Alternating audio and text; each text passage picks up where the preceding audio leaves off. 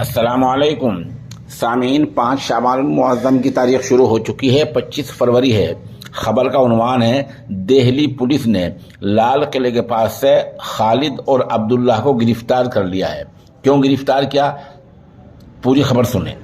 Delhi police کی special cell نے آج 2 نوجوانوں کو گرفتار کر لیا ہے۔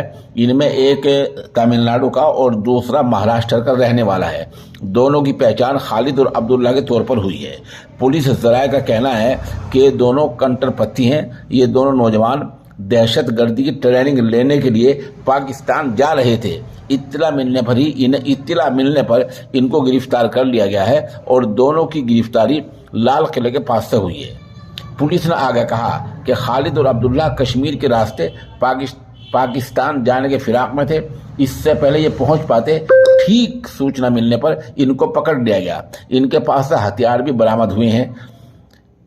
امید جتائی جا رہی ہے کہ پوچھ تاچھ میں کئی بڑے انکشافات ہو سکتے ہیں۔ ایک افسر نے صحافیوں کو بتایا کہ خالد مبارک خان عمر 21 سال، ولد مبارک علی خان، مہاراشٹر کے ٹھنے کا رہنے والا ہے۔